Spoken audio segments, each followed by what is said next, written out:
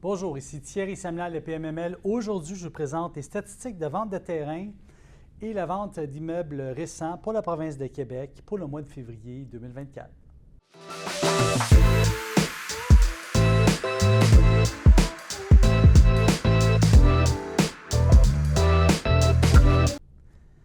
On l'a remarqué à la fin 2023, dernier quart 2023, il y a une quantité incroyable de terrains qui se sont vendus en deuxième couronne de la ville de Montréal.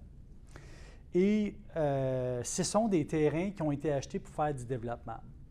Donc, on sent que les développeurs sont en train de se positionner en zone rurale pour aller vers la construction de maisons. Et on l'a vu à la fin 2023, janvier, il y avait peut-être un peu moins d'activité qu'on en a actuellement, mais quand même, il y en avait. Il y a quand même des ventes de terrain qui ont eu lieu au mois de janvier là, que je pourrais partager avec vous en même temps. Mais ce mois-ci, ce que je remarque, c'est des ventes en première couronne, puis naturellement plus sur la rive nord de Montréal.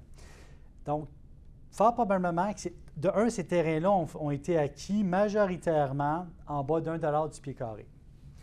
Ça peut nous sembler pas beaucoup, mais quand on regarde la grandeur des terrains requis pour chacune des habitations dans la zone, bien, il y a une perte de terrain possible. Tu sais, quand on parle de terrain de 40-50 000 pieds carrés par site, bien, ça fait que ces terrains-là, automatiquement, il y a une valeur qui est perdue parce que la zone constructible est minimale sur ces sites-là. Mais pour un promoteur, ça c'est le cas, mais pour un acheteur futur qui achète un site, lui, il va être prêt à payer plus cher du terrain. Donc, il y a de l'argent à faire pour du développement de terrain en ce moment, je pense. Les développeurs vont naturellement acheter des grands lots, les lotir pour ensuite de ça revenir au marché, puis ensuite soit revendre un projet préfet à un constructeur ou à un autre développeur, ou soit complètement vendre des parcelles à différents constructeurs, ou soit vendre individuellement les lots puis laisser les acquéreurs construire dessus, généralement en mettant une réglementation de secteur qui va venir avec la municipalité, qui va venir indiquer c'est quoi les paramètres de construction dans le projet. Commençons avec plusieurs ventes de terrains de grande taille à Chelsea.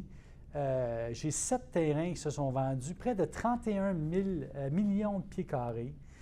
Un terrain de près de 10 millions de pieds carrés, un autre près de 5 millions, un autre près de 5 millions, un autre près de 5 millions, un autre près de 5 millions, puis des plus petits terrains pour une vente très, très peu chère. Là, on parle d'une transaction qui s'est faite à presque de 3 sous du pied carré. Bon. Dans ce genre de transaction-là, ce qu'il faut savoir, c'est que souvent,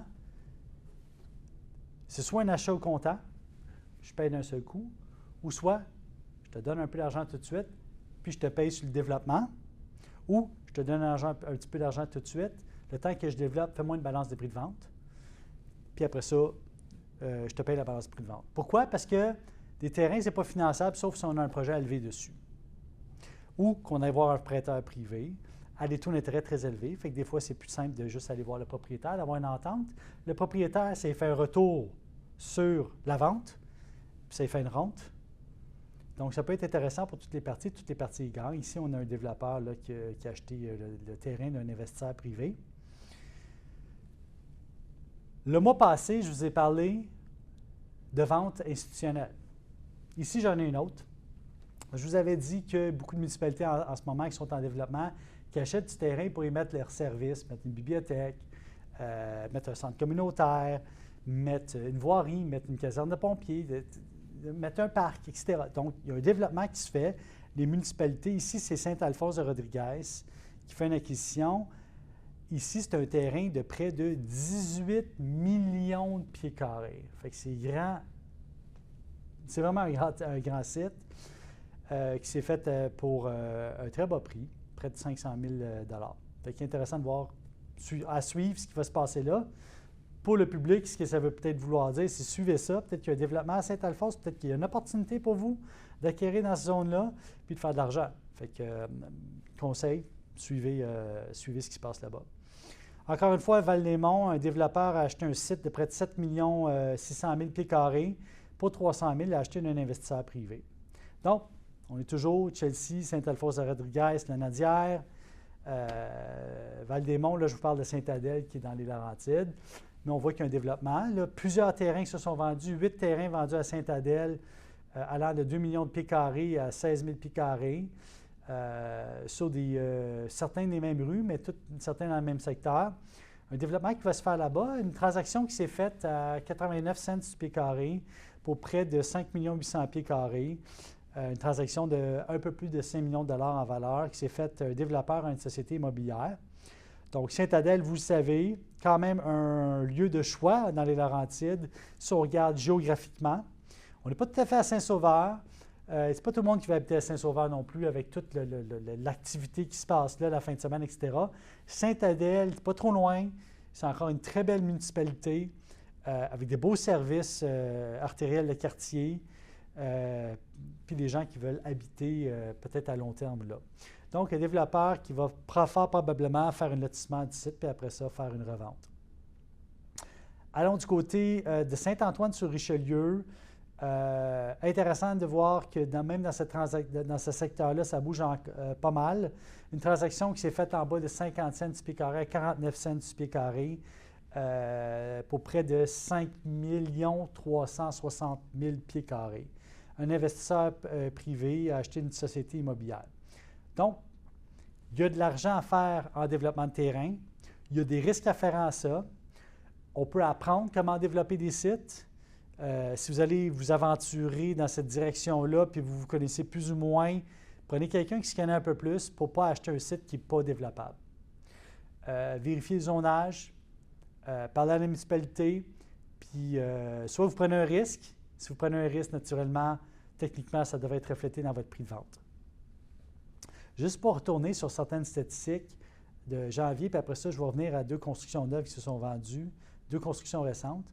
Allons voir ce qui s'est fait là, en janvier.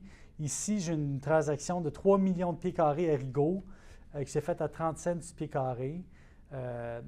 Rigaud en développement, pas très loin de Vaudreuil. On en avait parlé, mais je veux juste repasser rapidement les valeurs. Saint-Jérôme, 92 cents du pied carré. Saint-Adèle, 28 cents du pied carré. Sainte-Anne-du-Lac, 19 cents du pied carré. Puis là, on avait parlé de Bécancour, qui est un site industriel à 5,68. Saint-Raymond, 95 cents du pied carré. Saint-Alphonse-de-Rodriguez, du côté de la Nadière, 9 cents du pied carré. Saint-Hilaire, 11 cents du pied carré. Saint-Jérôme, 65 cents du pied carré. Saint-Hilaire, 10,97 pour de l'institutionnel. Donc, et ça, c'est janvier. Sans compter ce qui était vendu dans le dernier trimestre 2023. Je vous dis, il y a quelque chose qui se passe au niveau du développement du site. Attendez-vous à voir des projets sortir de terre en 2026. Donc, positionnez-vous en conséquence. Retournons à nos 2 transactions immobilières de construction récentes que je vais vous partager. Il n'y en a pas de tant que ça à tous les mois. C'est pour ça que je vous en parle en même temps que les ventes de terrain. Ici, j'ai une RPA qui s'est vendue à Sainte-Anne-des-Plaines, construction 2013, 80 unités. C'est vendu à près de 132 000 la porte. Quand on regarde la valeur d'une RPA, il faut qu'on considère aussi des frais d'opération plus élevés. Okay? Pourquoi? Parce qu'il y a souvent des salaires, souvent des services, etc. Mais c'est quand même un prix intéressant du coût de la porte pour une RPA. Construction briques et bois, place du patrimoine, construction 2013, une transaction qui s'est faite à près de 10 500 000 intéressant pour le propriétaire-vendeur, mais également pour la personne qui va soit le redévelopper ou soit lui donner une vocation qui peut être différente ou soit continuer les opérations. Donc, c'est intéressant de voir qu'il y a toujours des RPA qui se vendent sur le marché, qu'il y a toujours un marché pour ça et qu'ici, c'est un immeuble qui est relativement récent, 2013, donc il y a 11 ans d'âge. Rue Papineau, je vous en ai parlé dans ma capsule de multilogement. Construction 2017, 32 unités. C'est vendu à près de 300 000 de la porte à un TGA de 4,2. Proximité incroyable. Des constructions 2017-2018, il y en a eu. C'est là où est-ce qu'on a repris la construction plus ou moins des multilogements. Et il y en a beaucoup qui ont été faits. Et souvent, le potentiel d'augmentation de revenus est fort. J'ai même vu certaines propriétés, construction 2017, je pense à une en particulier, qui était sur la rue La Force, je pense le 2130 La Force de mémoire, qui n'est pas très, très loin de ce site-là, qui a été vendu au double du prix avec 2 ans d'écart entre 2017 et maintenant. Donc, si vous achetez des immeubles neufs et récents, vous pouvez mettre la main sur un immeuble qui a quelques années d'âge, qui n'est pas tout à fait neuf. Il y a un grand potentiel aussi qui est disponible de ce côté-là. Donc, en résumé, les taux d'intérêt sont stables en ce moment.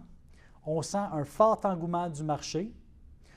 Il y a une prédiction que les taux d'intérêt vont baisser naturellement avec une stabilisation qu'on a aujourd'hui.